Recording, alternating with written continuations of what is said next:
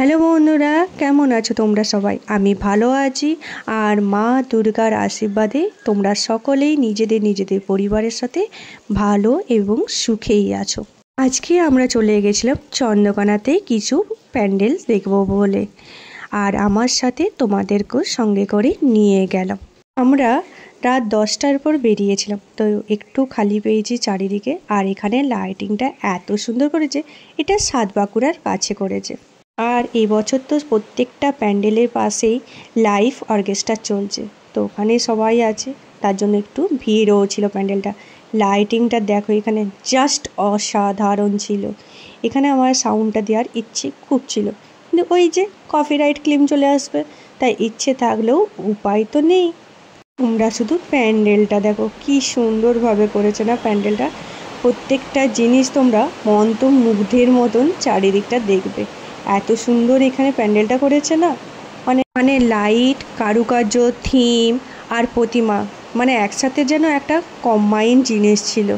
আর প্রত্যেকটা সাদা রং এত সুন্দরভাবে। এখানে জায়গাটা একটু কম ছিল, তাই একটু বেঁকে গেছে। মানে জায়গাটা কম ছিল আর জিনিসটা অনেক বড় করেছিল, তাই একটু বেঁকে গেছে। ও চলবে, কিন্তু প্রতিমার মুখটা দেখো কি অসাধারণ লাগছিল না। আর আমরা বেরিয়ে আসার পর দেখলাম এই লাইটিংগুলো, তাই দাঁড়িয়ে লাইটিংগুলো দেখতে এত সুন্দর লাগছিল। তারপরে চলে এলাম সেকেন্ড প্যান্ডেলটায়। এই প্যান্ডেলটাও খুব সুন্দর করেছে, তাই না? তোমাদেরকে ভিতরেরটা দেখাই। প্যান্ডেলের সাথে লাইটিংটাও খুব সুন্দরভাবে ফুটিয়ে তুলেছে। আর প্রতিমার মুখগুলো এত সুন্দর সুন্দর করেছে। আর মা তো এমনিই দেখতে সুন্দর, তাই না? তো মায়ের মুখটা দেখলে সত্যি বলছি সব নেতিবাচক দূর হয়ে যায় আর পজিটিভ ভাব চলে আসে। এটা হলো 3 নম্বর প্যান্ডেলটা। এখানে ছবি তোলার ইচ্ছে তো ছিল, কিন্তু অন্তু বলে একই কালো, আবার বেশি কালো লাগবে, তাই ছবি তো তোলা হয়নি। তো চলো প্যান্ডেলটা দেখিয়ে দিই তোমাদেরকে। প্যান্ডেলটা দেখে প্রতিমার দর্শন করেছিলাম, তারপরেই চলে গেছিলাম বাঙালপাড়া। এখানে গাড়ি তো যাচ্ছিল না, মানে বাইক এইসব যাবে, কিন্তু 4 চাকা এখানে ঢুকতে পারবে না। তো তারপর আমরা ভিতরটা ঢুকে গেছিলাম। আর দেখো কি দারুণ লাগছে। এখানে অন্তত মানুষের ভিড়টা ছিল। এত রাত হয়ে গেছে মনেই হয়নি যে এতটা রাত হয়ে গেছে। এই সময় মনে হয় রাত 12টা বাজছিল। আর দেখো প্রত্যেকটা জিনিস কি সুন্দরভাবে করেছে। বাইরেটা তো দেখলেই নীল রঙের করেছে, আর ভিতরটা লাল সাদা। আর লাল সাদা রঙটা দেখবে মায়ের সাথে খুব ভালোভাবে ম্যাচ করে আর ফুটিয়েও তুলে। মায়ের মুখটা দর্শন করে নিলাম আর প্রণামও করে নিলাম। আর প্রত্যেকটা জিনিসই তোমাদেরকে ভিডিও করে করে দেখানোর চেষ্টা করি। চলে এলাম চকপাড়ার এই প্যান্ডেলটা দেখো, দারুণভাবে সাজিয়েছে চারিদিকটা। আর এখানে তো একটা সেলফির জায়গাও করেছিল, কিন্তু ওখানে কাজ চলছিল এখনও। এত রাতে কাজ চলছিল, হয়তো সন্ধ্যেবেলায় এত ভিড়ের জন্য ওটা ভেঙে গেছিলো, তাই ওটা ঠিকঠাক করার ব্যবস্থা করছে। আর এখানে একটা বিশেষ জিনিস আছে, রাস্তার এই ধারে একটা প্যান্ডেল আর রাস্তার ওই ধারে আর একটা প্যান্ডেল, মানে দুটো মণ্ডপই এত কাছাকাছি ছিল। আর এটা তারপরে আর একটা অন্য প্যান্ডেল। এটা দেখো প্রত্যেকটা জিনিস এত সূক্ষ্ম আর নিখুঁতভাবে ফুটিয়ে তুলেছে না, মানে দেখলে ভালোই লাগে। আর প্রতিমা দর্শন করলে তো সবারই ভালো লাগে। কাছাকাছি এই দুটো প্যান্ডেল ছিল। এইদিকে মানে পিচ রাস্তাটা মাঝখানে শুধু আছে, একদিকে পিচ রাস্তার এই পারে একটা আর ও পারে একটা, মানে ডান দিকে একটা আর বাম দিকে একটা।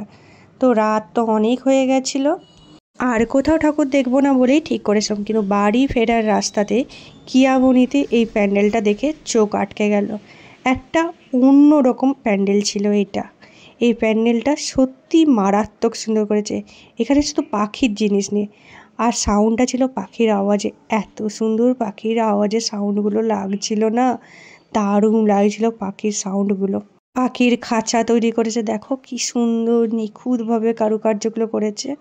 আর তোমাদেরকে ঘুরিয়ে ঘুরিয়ে দেখাচ্ছি, বাঁশ দিয়ে এত সুন্দর একটা প্যান্ডেল করা যায়, আর পাখির প্রত্যেকটা জিনিস এত সুন্দরভাবে ফুটিয়ে তোলা যায়, এটা এদেরকে না দেখলে বিশ্বাসই করা যায় না। এখানে চমক হচ্ছে প্রতিমাটাও একটু অন্যরকমভাবে করেছে।